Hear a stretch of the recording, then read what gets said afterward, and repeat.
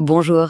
Alors voilà, après toute une carrière dans les services de l'automobile, le moment de la retraite arrive enfin. C'est une sacrée étape. Et avec elle, un dispositif bien particulier, le capital de fin de carrière, qu'on appelle aussi le CFC. Mais attention, ce n'est pas si simple. C'est un processus qui a ses propres règles et ses petits pièges. Aujourd'hui, on va décortiquer tout ça ensemble, pas à pas. Tout ce système, en fait, il est défini par la convention collective du secteur et il est géré par un seul et unique organisme, IRP Auto. C'est lui qui s'occupe du fonds qui va financer une bonne partie de l'indemnité. Donc bien comprendre son rôle, c'est vraiment la première étape indispensable. La question a l'air simple, mais la réponse, elle, est un peu plus complexe qu'on ne le pense. Il ne s'agit pas juste d'un dernier salaire, loin de là. C'est un ensemble de droits, du calcul, de démarches. Alors, comment on s'y retrouve et à quoi a-t-on vraiment droit? C'est justement ce qu'on va clarifier maintenant. Pour y voir plus clair, voici le programme. On va voir ça en 5 points. D'abord, qu'est-ce que c'est exactement ce CFC? Ensuite, qui peut en bénéficier? Comment on le calcule? Puis, et c'est très important, les pièges à éviter, parce qu'ils peuvent coûter cher. Et pour finir, on parlera de la procédure et des impôts. Allez, on commence par la base. C'est quoi le CFC?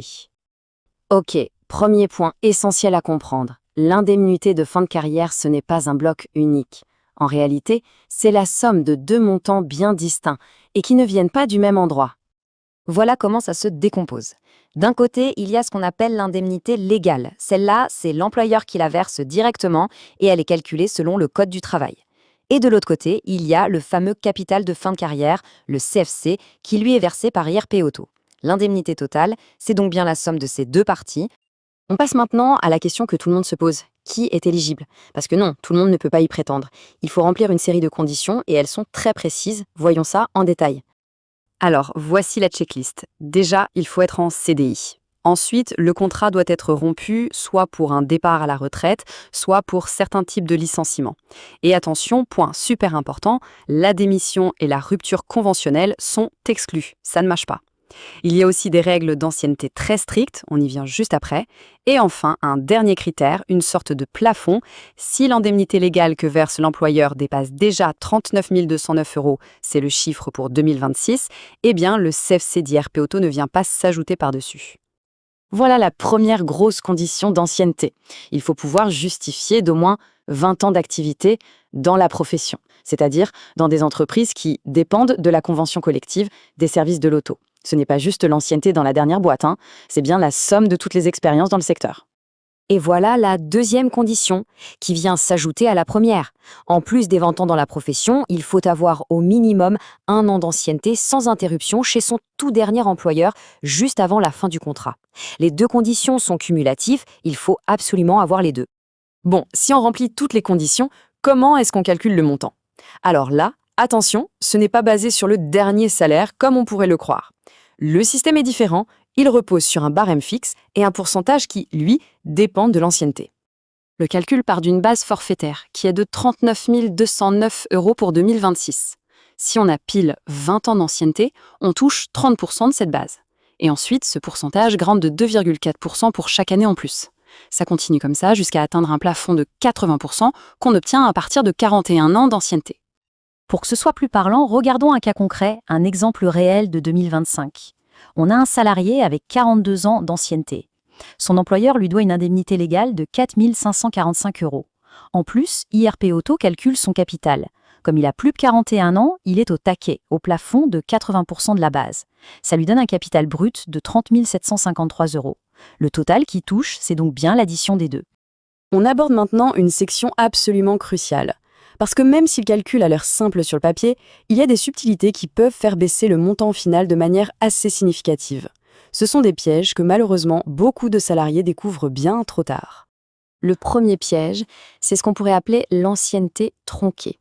En fait, le calcul ne prend en compte que les années complètes. Ça veut dire quoi? Ça veut dire que si une personne a par exemple 20 ans et 11 mois d'ancienneté, IRP Auto ne va retenir que 20 ans. Les 11 mois, hop, ils passent à la trappe pour le calcul du pourcentage. Et ça peut représenter une perte sèche qui n'est pas négligeable du tout. Et attention, ce n'est pas une interprétation de notre part, c'est écrit noir sur blanc dans la notice officielle d'IRP Auto. La phrase est très claire. L'ancienneté totale, ainsi reconstituée, est appréciée en années entières. Le point clé, c'est donc de bien vérifier ce décompte final. C'est primordial. Le deuxième piège, qui est souvent assez méconnu, il concerne les arrêts maladie. Si on a eu de longues périodes d'arrêt pour une maladie qui n'est pas professionnelle, il faut être vigilant. Au-delà de 6 mois consécutifs d'arrêt, la période qui suit risque de ne pas être comptée dans l'ancienneté professionnelle. Par contre, et c'est important de le noter, les périodes liées à un accident du travail ou à une maladie professionnelle sont, elles, intégralement prises en compte. Bon, on a vu le quoi, le qui et le comment. Maintenant, passons aux étapes pratiques. Comment on fait pour obtenir cet argent et surtout, comment on le déclare correctement pour ne pas avoir de mauvaises surprises avec le fisc.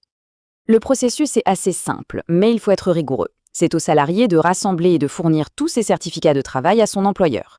C'est ensuite l'employeur qui monte le dossier et qui l'envoie à IRP Auto. Une fois que le calcul est validé, IRP Auto verse l'argent à l'entreprise. Et pour finir, c'est l'entreprise qui verse la somme totale, indemnité légale plus capital, sur le dernier bulletin de salaire. Alors attention, l'année d'après, au moment de faire sa déclaration de revenus, il y a un problème très fréquent qui arrive. Le montant total perçu, avec le CFC dedans, est souvent pré-rempli automatiquement dans la case des salaires classiques. Si on laisse ça comme ça, on risque de payer beaucoup trop d'impôts. Alors, comment on fait pour corriger ça? C'est simple, ce qu'il ne faut surtout pas faire, c'est de laisser le montant du CFC dans la case principale des salaires, la fameuse case 1AJ. Non. La bonne méthode, c'est de soustraire manuellement le montant du CFC de cette case et de le reporter dans une autre case, la case OXX. Ça permet de bénéficier du régime fiscal qui est bien plus avantageux pour les indemnités de départ.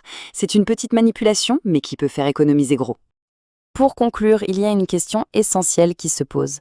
Entre cette histoire d'ancienneté tronquée et l'impact possible des arrêts maladie, est-on bien certain que le décompte final est juste?